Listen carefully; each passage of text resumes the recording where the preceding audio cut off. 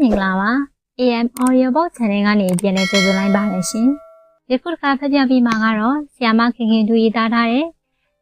တော်စည်းဆိုတဲ့ဝတ္ထုတိုလေးကိုဖတ်ပြပေးချင်ပါတယ်ရှင်။ပထမဦးစွာဆရာမခင်ခင်သူအားကျမတို့ရဲ့ YouTube Channel လေးကနေပြီးတော့ယူသေးစွာဖြင့်ခေါ်ရပြုလိုက်ပါကြောင်းပြောကြားပါရစေရှင်။တော်စည်းလေးရဲ့တစည်းဆိုပြီးမဲ့အပတ်တိုင်းတော့မရောက်ဖြစ်ပါဘူး။မရောက်စုလက်ထက်ငဝိုင်းကလည်းပြက်နေတာကိုတဝါတွင်းလုံးလိမ့်စားလိုက်တာကျုပ်တို့မှာလက်တွငယူးမြဲလူစားနွားစားမောလိုက်ရတာဆိုတာများဖုတ်ဖက်စားလို့ခုမှနှမ်းကြုံငွေလေးရလို့ရီကလေးကျသွားလို့ထွန်းတန်ရက်တန်ကလေးညာကြကြရင်လာလိုက်ကြတဲ့အဝဲတော်တွေဝဲစားတွေရွာတဲ့ရှောင်းလို့တောင်မလွတ်ဘူးဒါပေမဲ့ကျုပ်တို့ကရှောင်းရတယ်ခံရပြီးပြီလေတနေ့စီကပေါ့ကျုံငွေတွေစူးပြီးတီးနှံမသက်နိုင်လို့ပါသွားရော်လာတတိကြီးဟောမြောက်ရွာကဈေးလာတဲ့လှဲတန်တွေတောင်ကြားရပြီဝရိယကောင်းလိုက်တာတော့ခုနကမှလင်းချက်တွန်းသွားခါရှိသည်ထားနိုင်သေးပါဘူးကိုကဘာဝယ်မှလိုက်လို့စံကလေး9ပြည်လောက်ရဲ့စီကလေးတပိတ်တာလောက်ရဲ့အဲ့ဒါနဲ့တင်အမေပြီးတဲ့ဝင်900ချော့ရော်မယ်ဒါဆိုစီကိုလျှော့လိုက်မယ်သူမပါလို့ထမင်းဝိုင်းကဘာမှမဖြစ်ဘူးတော်ပြီ90သားဒါမှငရုတ်သီး6လေးကျွတ်တင်ကြီးလေးဝယ်နိုင်မှာဈေးရောက်တော့ထညက်ကလေးကလည်းဝယ်ချင်သေးတာတော့ကြာထွင်စင်းရင်မုံဖြူမုံနီလေးကလောက်ရအောင်ပါလေကောင်းကြီးမုံမုံကတော့ဒွေးလေးတော့လို့မောင်းကပဲမျှရမှာပဲနှမ်းပေါ်ပြီးပေါ့တစ်ဖက်6ကလည်းလူသည်အာပြဲ6ကလေးကလည်းရှစ်ထားအောင်ပါမကျုံမရေဟေ့ကျုံမကောင်းမမိခွက်ရောင်တော့မမြင်သေးဘူးတောက်ပြင်းထူထူလွင်ဟောမီရောအတန်ဒီကောင်းမဈေးများလိုက်ရမယ်ဆိုမြူးလို့သူ့လူနဲ့တွေ့ရမှာဆိုတော့ဘလောက်များရင်ထဲမှာဒိန်းတက်ဒိန်းဖြစ်နေမတော့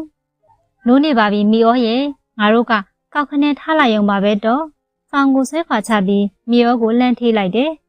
သပွဲပေါ်ကရေနံစီမိခတ်ထွန်းတယ်ပြီး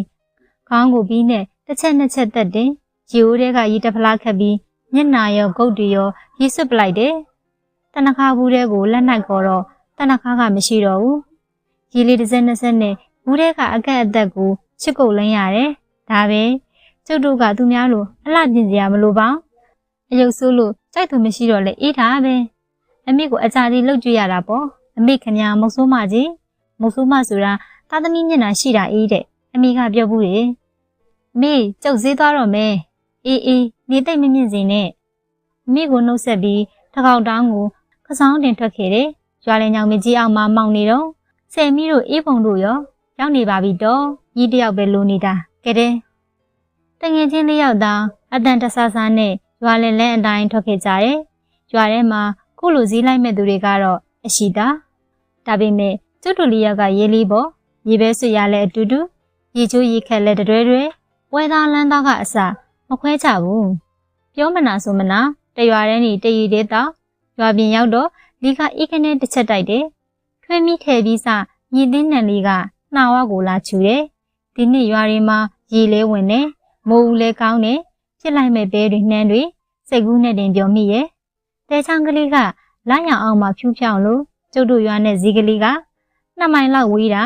ဈေးကိုရောက်တော့ရောင်နီကလေးပြုတ်အံကျလာတယ်လေးယောက်သားစွန်းဆောင်မောင်းခောက်ခြင်းတရက်ပင်ကြီးအောင်မှပြန်ဆုံးဖို့အချင်းအချက်လုပ်ပြီးဈေးထဲဝင်ခဲ့ကြတယ်ဈေးကလေးကတလုံးလုံးတရွရွနဲ့စီစားပြုတ်နေပြီဟိုလုံးကဒီနေရာလေးကိုဈေးပင်တန်းလို့ခေါ်ကြတာပေါ့ဈေးချင်းပင်တွေတန်းစီပေါက်နေလို့ပေါ့မလန်မကန်းမှာသင်္ဘောစိတ်ရှိရဲ့ကြီးကတို့သင်္ဘောကြီးတွေကအစုပ်ကက်လိုက်အဆန်ကက်လိုက်နဲ့အရေးရှိရာဈေးပင်တွေအောက်ထိုင်လာကြရင်ကြောင်းလိုက်ဝဲလိုက်လို့ရကဈေးကလေးဖြစ်သွားတာပါဈေးဖြစ်သွားတော့လေဈေးဆိုင်ကလေးတွေပေါ်ပေါက်လာကြတယ်ဒီတော့ဈေးပင်တွေကအလိုလိုဈေးအပြင်ရောက်သွားရောဈေးပင်ရိပ်အောက်မှာကလေတန်ကြီးအရှိကြီးတော်တန်းကလှဲတွေပေါ့ဈေးထဲဝင်ပြီးဆန်ဈေးအရင်စုံစမ်းလိုက်တယ်ဒီဆန်ကပဲဈေးတော့80မှတ်ဟဲ့ဆန်ကောင်းမှန်းသိရနဲ့မေးချင်အောင်ဒီဆန်မျိုးကကျုပ်တို့နဲ့မစီကလေးရဲထဲမှာပိုမဆိုင်တဲ့ကပါ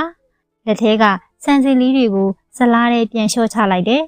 ဒီတခါတော့ဆိုင်တော့ဇလားခွက်အိုကြီးတွေကဆန်ဝါပေါက်တွေကိုလက်ညှိုးထိုးတဲ့ပြီးဒါကရော60ဟော့တော့အញ្ញံဆုံးထင်တာတောင်60တဲ့လား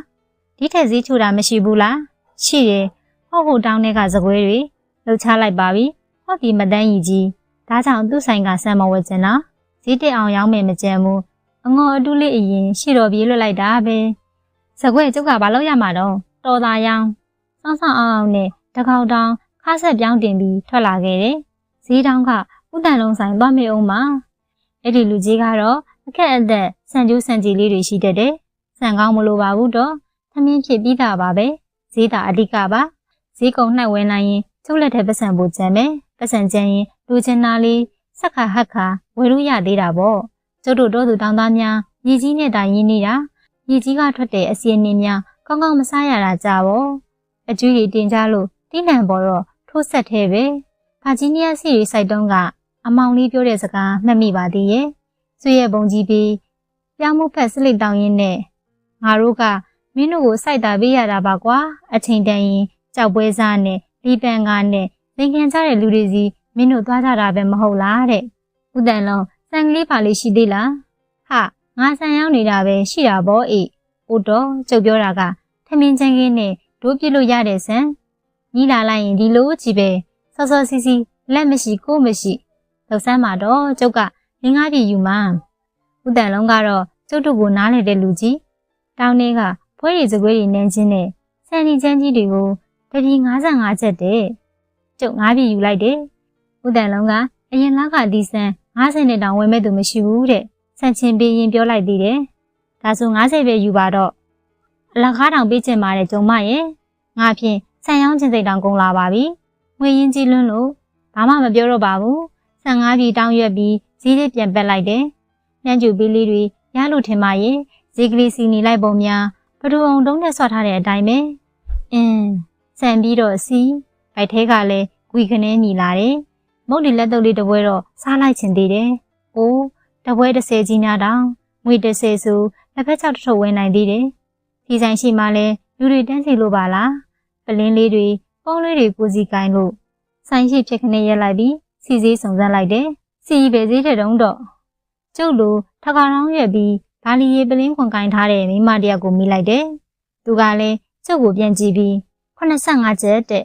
ဒပလင်းစီကိုပြောတာပါ40သားပေါ့ဒါကကျုပ်တို့ဝယ်စားရတဲ့စီဘယ်ကလာတဲ့စီမန်းတော့ကျုပ်လည်းမသိပါဘူးကျုပ်တီတာကကျုပ်တို့စိုက်တဲ့နှမ်းနေမြေဘဲတွေကရတဲ့စီမဟုတ်ဘူးဆိုတာပါပဲစီဒပလင်းဝယ်ပြီးတောင်းနဲ့ထည့်လိုက်တယ်ဘိုက်ကလည်းစားမောလဲမောတာနဲ့ဈေးအနောက်ထိပ်ကဒေါ်ယူစုအကျော်ဆိုင်ဘက်ထွက်ခဲ့တယ်ကောင်းချင်းကျော်2ခုလောက်ဝယ်စားပြီးရင်းနှင်းချက်နဲ့ဖိချလိုက်ဖို့ပေါ့အကျော်ဆိုင်မှာလဲလူတွေအောင်လို့လူတွေပတ်စံသားမရှိဘူးညီကြတာဈေးထဲမလဲတော့ချိတ်ချိတ်တူလို့ကောင်းချင်းကျော်ကလည်းတစ်ခုစင်းပြီးခွက်လောက်ပဲရှိမယ်အထဲကအောင်းထားတဲ့ထညက်နဲ့မြေပဲဆိုတာဖျားစုလွတ်တယ်ဆိုယုံလေးရင်းနှီးချမ်းတောင်းရင်းနဲ့ကြံငွေလေးစစ်ကြည့်မိတယ်150ထညက်ငချာငပီလက်ဖက်ချမြုပ်သီးကြောက်စက်သွင်းစိတ်ကူးထားသမျှကိုလက်ထဲကငွေနဲ့ချင်းချင်းကြည့်မိတယ်ဖျားထားကြည့်မိတယ်ဘာကစဝယ်ရပါရင်းနှီးပူလောင်လိုက်တာတော့အာကိုကျက်သွားတာပဲနည်းနည်းစီဝယ်ပြီးတော့လက်ထဲမှာစက်တန်9ရွက်ကျန်နေတယ်ဘာဝယ်ရပါမလဲစဉ်းစားစမ်းအိုးတောင်းကြီးရထားတာလဲလေးလာပြီဈေးပြင်ထွက်ပြီးဈေးပြင်ရိမ်မှာနာအောင်မှာပါဟဲ့ကျုံမဝယ်ပြီးပြီလားတွေးလေးဥပါလားပြီးပြီပြောပါတော့ငါလည်းဈေးမလိုက်ရတာကြလို့အိမ်မှာဆန်ရက်စီးတဲ့နဲ့မူတာလိုက်လာရတယ်မဖြစ်တော့ပါဘူးတွေးလေးဥကသူ့တောင်းတဲ့ခါပစ္စည်းတွေကိုထုတ်ပြလိုက်ညီပြလိုက်ကျုပ်ကလည်းကိုဝယ်လာတာလေးတွက်ပြလိုက်ချက်ပြလိုက်စကားသာပြောနေရတာကျုပ်စိတ်ကစက်တန်9ရက်စီရောက်နေတာလေဘာဝယ်ရရင်ကောင်းမလဲပေါ့အိမ်မှာမရှိရဝယ်ရမယ်ဆိုရင်အများကြီးအချီလုံးလည်းမရှိတော့ဘူးအမိအတွက်ကြားပြုတ်စီလေးလည်းဝယ်သွားချင်သေးတယ်အမောင်လေးကိုစင်ဆေးပေါ်လိတ်ကလေးပဲဝယ်သွားရရင်ကောင်းမလားကျုပ်အတွက်တနခါဘူးလေးလည်းလိုချင်သေးတာငွေ9ချက်ထဲကျန်မှကျုပ်မှစဉ်းစားလို့မရဖြစ်နေပုံနော်လေချင်းစရာတော့အကောင်းသာဈေးထဲသွားပြီး9ချက်နဲ့ရတာဝယ်လိုက်ရုံပဲသူ့ထိုင်းနဲ့သူ့ကန်ပေါ့တွေးလေးဦးကျုပ်ဈေးထဲခဏဝင်လိုက်ချင်သေးလို့ကျုပ်တောင်းလေးခဏကြည့်ထားလိုက်ပါတော့အေးတိတ်မကြစင်းနဲ့ငါလည်းပြန်ပါအင်းမစက်တန်9ရက်လက်ကဆုပ်ပြီးဈေးထဲပြန်ဝင်ခဲ့တယ်ဒီတစ်ခါတော့စိတ်လွတ်နဲ့မှုဈေးထဲကဆိုင်တန်းလေးစီအားလုံးကိုဝေ့ကြည့်မိတယ်ဒေါ်စိတ်ကလေးတွေနဲ့အထည်ဆိုင်ရှိတယ်အလားကုန်ဆိုင်ရှိတယ်သပင်ခောက်ဆိုင်ရှိတယ်ဆိုင်ကလေးတွေကလည်းလူခါးချောင်းလောက်အမြင်ကလေးတွေဝကမိုးထရံကအချို့တဲကလေးတွေကတော့တက်ကဲပြင်မိုးထားတဲ့တစ်ဖက်ရက်တဲကလေးတွေပေါ့ အိုးလှလိုက်တဲ့အထေစားလေးတော့ကြည်စမ်းချော့ကြီးနဲ့ဘာသာကလေးပါလေဒီဟာဘာသာခေါ်တော့တော့ရှမ်းမွိုင်းဘလို့ရှာမွားဟုတ်လားတခိုက်ဘလောက်စုံစကားမဆုံးသေးဘူးအထေကမျက်စောင်းတစ်ချက်ပြစ်ထည့်ပြီးဝယ်နိုင်မှမီးဤငါတို့ကဈေးပြောဖို့ဖွင့်ထားတဲ့ဆိုင်မဟုတ်ဘူးရောင်းဖို့ကျုပ်စိတ်တွေတူသွားတယ်အသားတွေဆက်တုံးလို့ဒေါသတွေထွက်လာတယ်လက်ထဲကစက်တန်9ရွက်သား900တန်နေဖြစ်ကြည့်ပါလားအဲ့ဒီမိမမျက်နှာကိုပြစ်ပေါက်လိုက်ခြင်းစမ်းတယ်အထဲဆိုင်ရှိကနေခြာကနေလဲထွက်ခဲ့တယ်အချီလုံးဘလောက်လဲဘာအယောင်လဲအဖြူပေါ့တော့6ကျက်9ကျက်တောင်မရဘူးလားမရဘူးရမှာမဟုတ်ဘူးလေခုလျာကုန်းဆိုင်တွေကတခွန်းစီဒါဖြင့်ချပြုတ်စီပြီး10ကျက်နော်ဟုတ်တော့အရင်တော့9ကျက်ရေအခုအရင်မဟုတ်တော့ဘူးအေးဈေးတွေဘလို့များဖြစ်ကုန်ကြတာပါလေဈေးတက်အောင်မရောင်းချင်ကြဘူးလားအပြောအဆိုအပေါက်အဆက်တွေဘလို့များပြောင်းကုန်ကြတာပါလေကဲအမိကန်ပေါ့နောက်တစ်ဆိုင်သွားပြီးအမောင်လေးအတွက်စစ်လိတ်ဝယ်ရုံပဲစင်စစ်လိတ်ပေးပါ10လိတ်6ကျက်ဈေးမှာစစ်လိတ်ကို10လိတ်အနည်းဆုံးခွဲရောက်နေရွာမှာတော့တစ်လိတ်ချင်းတစ်ကျက်တဲ့နေပါစီတော့အမောင်လေးပါသာဝယ်တော့လိုက်မယ်ကျုပ်ဖို့ပဲတနခါဘူးဝယ်တော့မယ်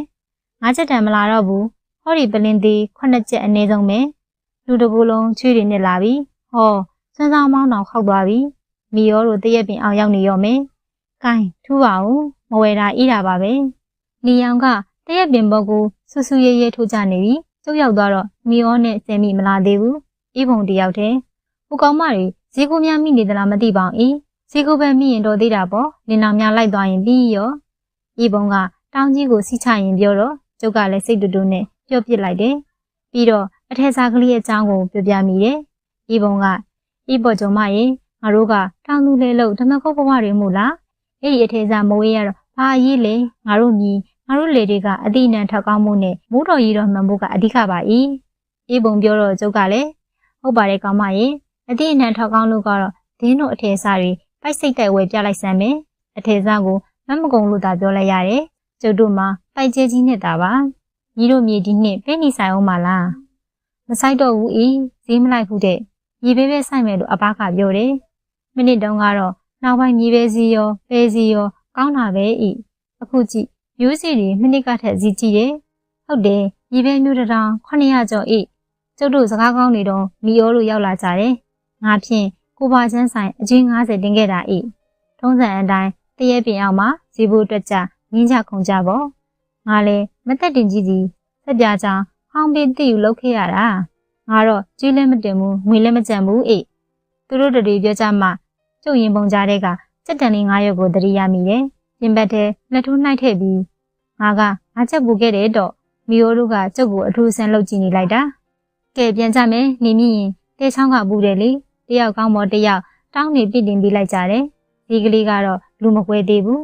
အိမ်ရောက်တော့ကျုပ်တဘူလုံးချွေးတင်နင်းလို့ခေါင်းရက်နဲ့ပြန်ခဲ့ရတာဆိုတော့စက်တွေလေးခိုင်းလို့အမိကဈေးတောင်းကိုစီချတယ်ကျုပ်လည်းမြေပေါ်မှာပဲထိုင်ချလိုက်တယ်ခေါင်းကူလေးနဲ့ချွေးတုံရင်တောင်းထဲက900ဖိုးတွေကိုလှမ်းကြည့်လိုက်တယ်အမိကစကောတစ်ချက်တည်းခွဲထည့်ရင်ငွေ900ဖိုးကစကောတစ်ချက်တောင်မရှိပါဘူးတဲ့ငါကပြုတ်စီလေးမှားလိုက်ဖို့မိသွားတာကျုပ်တတိရတဲ့အမိရဲ့အမောင်လေးကနွားစာဆင်းရကထားလာတဲ့ဒီငါ့ကိုမြန်စင်စိလိတ်ဆဲလေးလောက်ဝဲခဲ့ရော့ပေါ့ဟာ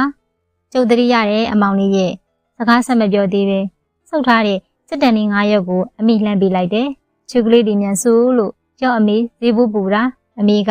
စက်တန်လေးတွေကိုတရက်ချင်းပြန်ရင်ဈေးရောက်တာများတခုခုဝယ်ခဲ့ရော့ပေါ့ညိနေစက်ကူတွေပြန်တင်လာရတယ်လို့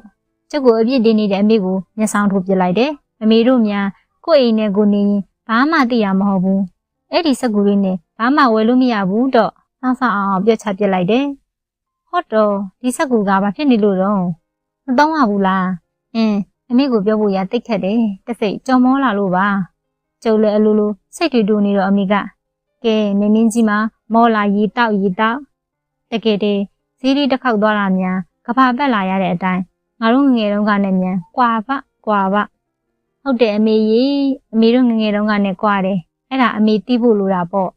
နားဆင်နေခဲ့ကြတဲ့အတွက်အားလုံးကိုကျေးဇူးတင်ပါတယ်ရှင်အားလုံးပဲစိတ်ကျန်းမာခြင်းကိုယ်ကြီးချမ်းသာခြင်းနဲ့ပြည့်စုံကြပါစေကျေးဇူးတင်ပါတယ်ရှင်